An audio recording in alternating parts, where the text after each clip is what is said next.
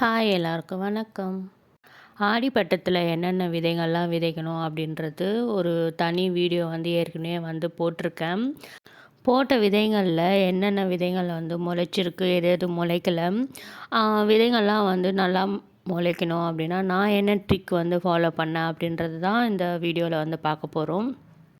நேரடியாக க்ரோ பேக்கில் விதைக்க வேண்டிய விதைகள்னு பார்த்திங்கன்னா, இந்த அவரை விதை, அதுக்கப்புறம் வெண்டைக்காய் விதை, கொத்தரக்காய் விதை, பீன்ஸு, அந்த மாதிரிலாம் வந்து நம்ம நேரடியாக எந்த க்ரோ பேக்கில் வளர்க்குறோமோ அதிலே வந்து விதைச்சிடலாம்.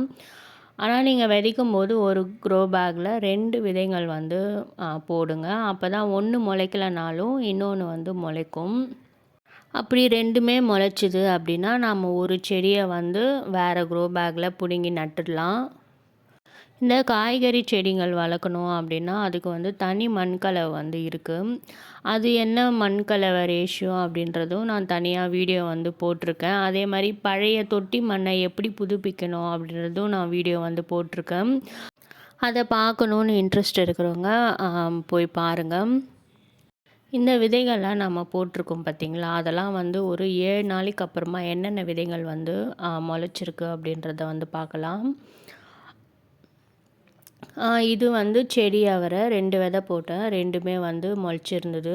இந்த க்ரோ பேக்லேயும் வந்து செடி அவரை போட்டேன், இன்னும் வந்து முளைக்கல.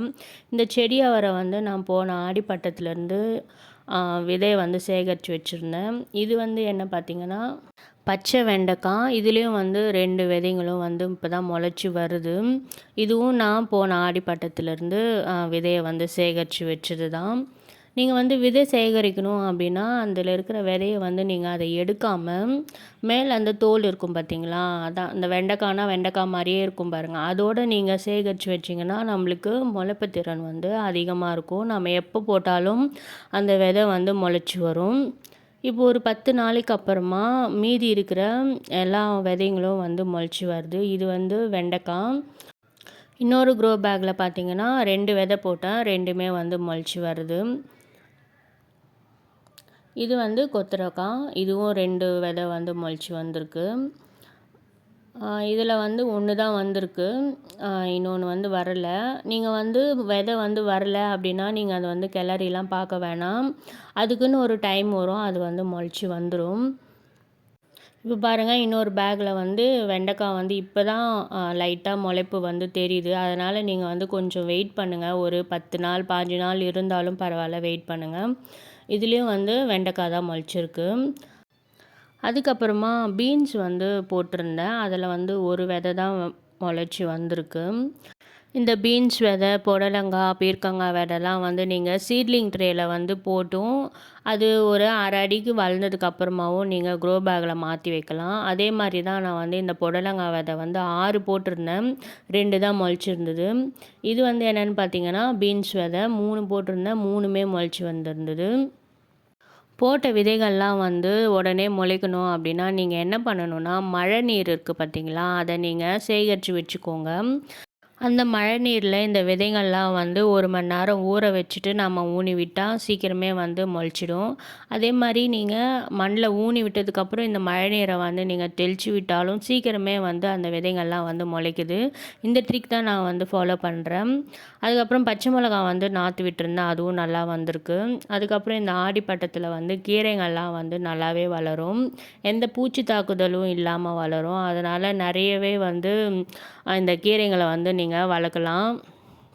நான் வந்து எப்போவுமே ஆடிப்பட்டத்தில் வந்து மழை வந்து எப்போ பெய்ய ஆரம்பிக்குதோ அப்போ தான் வந்து விதைகள்லாம் வந்து ஊனி வைப்பேன். நம்ம விதைகள் வந்து ஊனி வச்சதுக்கப்புறம் மழை பெஞ்சுது அப்படின்னா சீக்கிரமே அந்த விதைகள்லாம் வந்து முளைச்சி வரும். நீங்களும் வந்து உங்கள் மாடி தோட்டத்தில் இதை ட்ரை பண்ணி பாருங்கள். ஸ்டார்டிங்கில் இந்த கீரையை வந்து நான் வளர்க்குறதுக்கு ரொம்பவே வந்து கஷ்டப்பட்டேன். ஏன்னா நான் கீரை விதைச்சோம் அப்படின்னா ஒன்று அந்த கீரைகள்லாம் வந்து சாஞ்சு போயிடும், இல்லை அழுகி போயிடும், ஒன்று முளைக்கவே முளைக்காது. அதுக்கப்புறமா வந்து நான் ஒரு சிம்பிள் மெத்தட் வந்து நான் ஃபாலோ பண்ணிட்டு வரேன். அதுக்கப்புறமா எனக்கு நிறைய கீரைகள் வந்து நான் அறுவடை பண்ணிகிட்ருக்கேன். அது என்ன மெத்தட் ஃபாலோ பண்ணுறேன்ட்டு சீக்கிரமே உங்களுக்கு நான் வீடியோ போடுறேன். இப்போது இந்த 20 நாளைக்கு அப்புறமா அந்த விதைகள்லாம் வந்து எப்படி முளைச்சிருக்கு, எவ்வளோ இதுவாக வளர்ந்துருக்குன்னு பார்க்கலாம். இது வந்து செடி அவரை. நல்லாவே வளர்ந்துருக்கு. 2 செடியாக இருக்கிறதெல்லாம் வந்து ஒன்று பிடுங்கி இன்னொரு க்ரோ பேக்கில் வந்து நான் வச்சுட்டேன். நீங்கள் ஒரே க்ரோ பேக்கில் 2 செடி வளர்த்தீங்க அப்படின்னா நம்மளுக்கு வந்து அறுவடை வந்து அவ்வளோ நிறைய தராது. நீங்கள் ஒரு க்ரோ பேக்கில் ஒரு செடி வளர்த்து பாருங்கள், நம்மளுக்கு வந்து நிறைய காய்கள் வந்து கொடுக்கும். இப்போ இந்த மண் கலவையில் பார்த்தோன்னா நம்ம வந்து உரம்லாம் கலந்து தான் வச்சுருக்கோம். இப்போ 1 மாதத்துக்கு தேவையான உரங்கள்லாம் வந்து இந்த செடிக்கு வந்து கிடச்சிட்டே வரும். 1 மாதத்துக்கு அப்புறமா என்ன மாதிரியான உரம்லாம் வந்து கொடுக்கணும், எப்படி வந்து கேர் பண்ணணும் அப்படின்றது நான் உங்களுக்கு தனியாக ஒரு வீடியோ போடுறேன். இது வந்து கத்திரிக்காய் நாற்று, இதையும் வந்து நான் தனியாக பிடுங்கி க்ரோ பேக்கில் வச்சிட்டேன். இந்த பதிவு உங்களுக்கு பிடிச்சிருக்குன்ட்டு நம்புகிறேன். இந்த பதிவு உங்களுக்கு பிடிச்சிருந்தா மறக்காமல் லைக் பண்ணுங்கள், ஷேர் பண்ணுங்கள். என் சேனலை மறக்காமல் சப்ஸ்கிரைப் பண்ணிக்கோங்க. அப்புறமா இந்த 2 வீடியோவும் மறக்காமல் போய் பாருங்கள். தேங்க்யூ.